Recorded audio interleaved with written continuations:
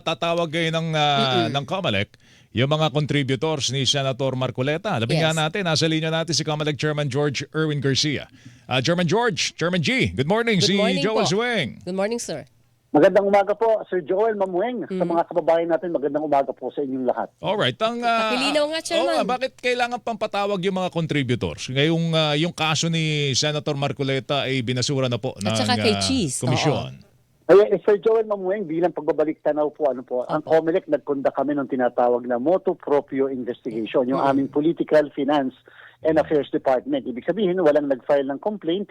Ito ay kusa namin ginawa dahil nga sa naging issue dati yung tungkol sa SOSE versus yung sa SALN. At dahil po dyan, nagkaroon po ng findings yung aming opisina na yon at ang naging recommendation po nila ay ng opisina ay i-dismiss yung kaso laban doon sa kandidato sapagkat lumalabas po, tama yung Omnibus Election Code natin, 1985, nagsasabi na ito ay isang kasong criminal election offense kapag hindi mo na i-report yung pangalan ng mga contributors mo or donors. Subalit noong 1991 po, may isang batas na naipasa, yung Republic Act 7166, na kung saan yung pong provision ng Omnibus Election Code na yan, na criminal yung hindi pagre-reveal ng pangalan ng donors or contributor, ay binaliwala na set aside, na-decriminalize na po ito. So yung po hindi na kasong criminal, kung hindi administratibo na lamang na ang parusa ay fine o multa. Ngayon po, yun naman po mga donors o contributors na hindi nag-report ng kanilang donasyon o contribution, 30 araw makatapos po ang halalan, ay mananagot din sa ating Omnibus Election Code at ito po'y kasong election offense na may kulong na 1 hanggang 6 na taon. Yung pong provision na yan ng batas ay hindi po nabago, hindi po na-amend, hindi katulad ng aking unang nabanggit. Kung kaya po nananatili yung kasong yan. Kaya po yung nangyari noon, ang rekomendasyon ng opisina namin na yun ay dismiss ang kaso sa kandidato pero tuloy ang kaso sa mga donors or contributors. At kaya po, i-file po yan ng opisinang yan sa aming law department kasi ang law department naman po ang magkoconduct ng tinatawag na preliminary investigation. Malinaw, Chairman, ang inyong punto ngayon ng investigasyon at possible case ay laban sa contributor. Wala na yung kay Senator Cheese, wala na yung kay Senator Dante Marcoleta.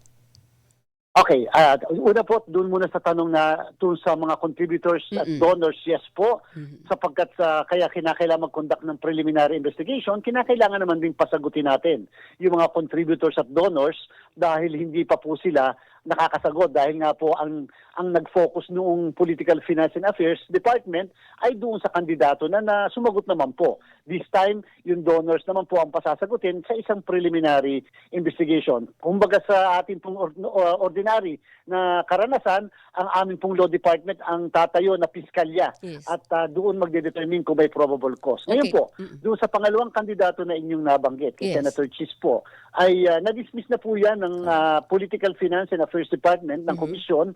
Subalit, meron po kasing nag-file na isa pong vlogger na sa law department namin final directly. At therefore po, ang ginawa po ngayon ng law department, sila po naman, after magkaroon ng assessment, ay nag-issue ng tinatawag na subpoena para naman po doon sa donor, contributor po ng naturang personalidad. Okay, pero ito hindi nabuhay yung kay Cheese. Bagamat binuhay ng isang vlogger yung kaso laban sa kanya, ang pagpapaliwanagin nyo na lang, hindi na si Cheese, yun na lang pong donor. Tama po ba? Meron pa pong kaso pa rin sapagkat separate po yung pagkaka-dismiss ng Political Finance and Affairs Department ay separate doon sa na-file naman nung vlogger na yon dito po sa aming law department. Kung kaya nga lang bakit hindi po kami nag-issue o yung law department nag-issue ng subpoena ay sapagkat meron po kasing kaso na na-file sa Korte Suprema. Yung naging dismissal dati ng COMELEC doon sa kaso labang kay Senator Cheese, yan po ay naitaas sa Korte Suprema. Kaya ang naging title po niyan ay A versus COMELEC Finance Department o Political Finance Department. Yan po ay binigyan ng pagkakataon ng Korte Suprema at sinabi ng Korte Suprema na sila ay mag-take cognizance sa kaso na yun. So para hindi po magkaroon ng conflict ng jurisdiction, ay papabayaan po muna natin na mag-exercise ng jurisdiction ang kataas-taasang hukuman sa bagay na yon. Okay, doon kay Senator Marcoleta, ang buhay na lamang ngayon ay doon sa kanyang donor? Tama po, Okay. Ma'am Weng. Paano Tama po, kayo dyan. paano po ninyo matutuntun yung mga yon kung ayaw ni Senator Marcoleta na tukuyin ang kanyang mga donors at hindi to declared sa kanyang SOSE? Na-reveal po niya, nag-submit po siya sa COMELEC Okay. ng mismong mga pangalan at pati nga po yung amount na ang kabuuan ay 75 million. I think po yung ginawang basihan ng ating Office of the Ombudsman para naman po sa kasong kanila pong nililitis o kanilang dinidinig. So dito po sa amin, nagkaroon po ng submission ng pangalan. In fact, pati nga po yung pagbabayad ng donor's tax ay naisubmit din po sa amin. At kaya po kami nagkaroon ng mga pangalan yon kasama po yung mga address ng mga donors contributors na yon at pinakonfirm po natin ng aming Political Finance and Affairs Department kung nakapag-file sila ng karampatang report ng contribution o wala. Ang sabi po ng opisina, hindi po nag-submit kung kaya ay pinapailan ng complaint sa Law Department ng COMELEC. Chairman, parang ang unfair naman ng RA 7166.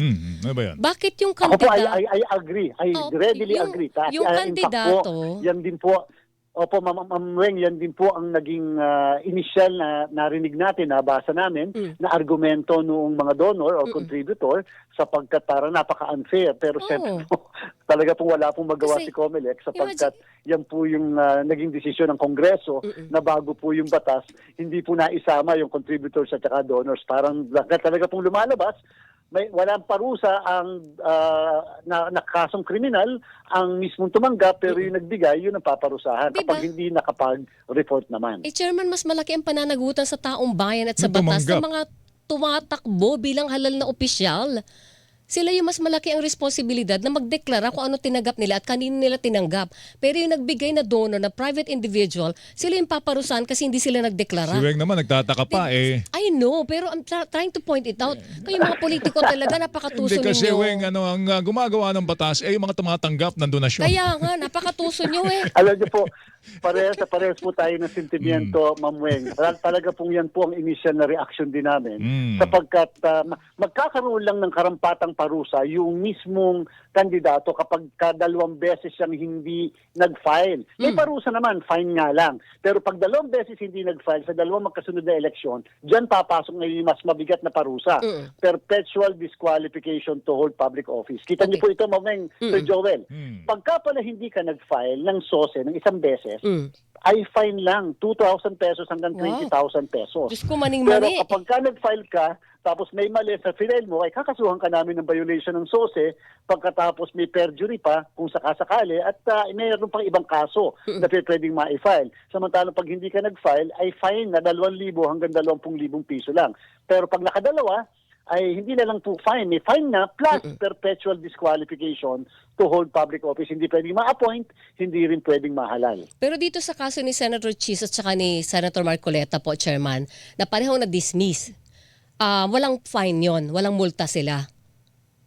Lumalabas po doon sa kay Senator Marcoleta, kung sakali ito maging penal talaga, wala naman pong nag-MR, Oo. ay fine lang po yon, administrative fine. 2,000. Pero dito po sa kaso po ni Senator Chis, na-dismiss po yan. Pero may nagtaas po kasi sa Korte Suprema and therefore, lumalabas yung pong sa kanya ay buhay pa dahil doon sa kaso sa Korte Suprema. Hindi pa po pinag-uusapan, yun namang kaso na na-file ng isang vlogger kung kaya po ang ginawa ni COMELEC para naman po hindi maging unfair at para naman hindi matapakan yung jurisdiction ng Korte Suprema, ay di inuna po muna ngayon ng Law Department yung sa mismong contributor or donor. Alright. Ay siguro, Weng, maganda na rin na naisampa sa Supreme Court yan kasi baka sa Supreme Court ang ikonsidera doon the spirit of the law Sana. at hindi yung letter of the law. Kasi Actually doon sa naging desisyon ng COMELEC, Weng, marami nagtaas ng kilay diyan. Totoo yun. Maski yung mga taong walang kilay, nagtaas ng kilay. Nagkakilay. Oo, Pero sabi ko alam nyo, Sir Joel, tama po yung binanggit nyo. Tama po, eksakto po yan. Pero Yun. sana po titingnan natin doon sa positive side. Alam niyo po ko ng positive side. Ano po yun? Maganda po na lumalabas yung mga isyong ito ngayong ganito kaaga. Yan naman po ang purpose talaga ni COMELEC. Wala kami magawa, tali ang kamay namin sapagkat yan ang batas. Para din yung Peñera Doctrine, Mamueng, na lagi natin pinag-uusapan, Yes. hindi pa sila kandidato hanggat hindi nagsisimula yung campaign period na walang magawa sapagkat yun ang batas na nakalagay sa mismong pinapatupad ni COMELEC. Ang maganda po nito, kung talaga magkakaroon ng disposisyon ng kataas-taasang hukuman, magiging guide po namin ito ngayon sa darating na 2028 national and local election. Yan po ang kadahilan kung bakit si COMELEC ay nagkakaroon lagi ng mga desisyon, yung mga test case, upang yung mga gray area loopholes maitaas sa Korte Suprema at maging maliwanag ngayon para mai-apply natin lalo na sa paghahanda sa 2028 national and local election. Meron akong huling tanong kay Chairman. Ano ba ang difference pag tumanggap ka ng campaign donation na milyong-milyon mula sa isang pribadong individual kumpara doon sa pag-aari niyang korporasyon? Pag-aari niya, personal money niya o pera ng korporasyon, pareho lang po yun, di Ang ba? sinasabi ni Weng, Kung may paano conflict mo of interest doon, mahihiwalay pareho yun? lang yun. Paano hihiwalay yun? Yung may-ari At saka doon doon sa korporasyon na pag-aari niya. Ayan, tama po kayo dyan, Ma'am Weng. Alam niyo yung kasing ginawa ni COMELEC Political Finance Department, motu proprio, base sa available na ebidensya lang. Doon po kasi sa na-file noong vlogger, mukhang may mga dagdag na ebidensya at dokumento siya. Ibig sabihin, Ma'am Weng, halimbawa, walang reference sa kaso kasi hindi ko pa po nakikita dahil nasa law department namin. Halimbawa, yung mismong tao, saan ba nanggaling yung kanyang perang, kanyang pinambigay?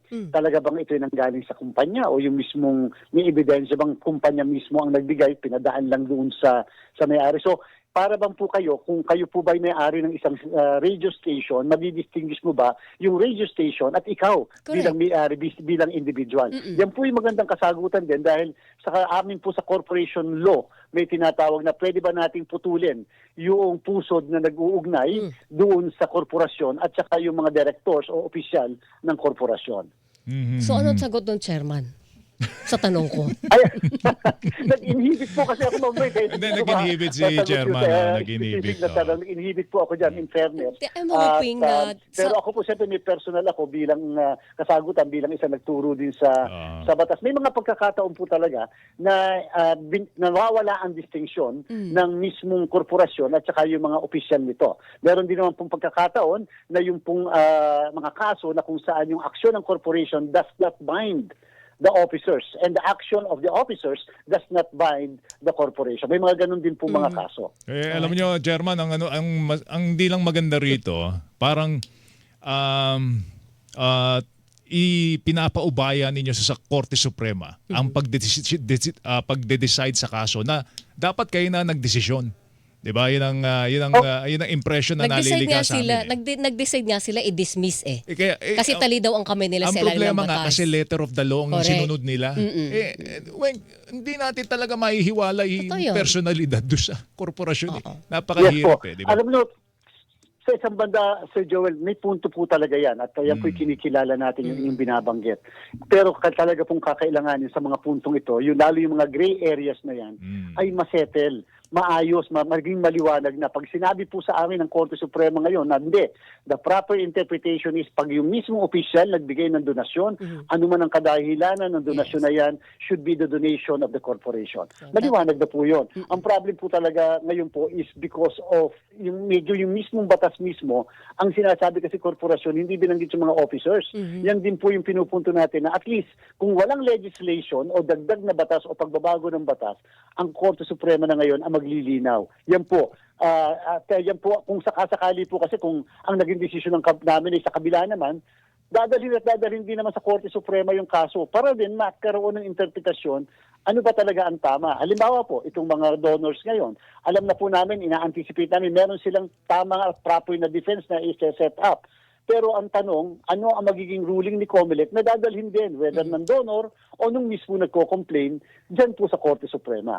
Alright. Chairman, salamat sa oras. Mag-ingat Salamat ka. po. Thank Thank you. you. Good morning to you. Morning. Maraming salamat po, Ma'am Weng, Sir Joel. Mabuhay po. Buhay Thank you, po sir. kayo.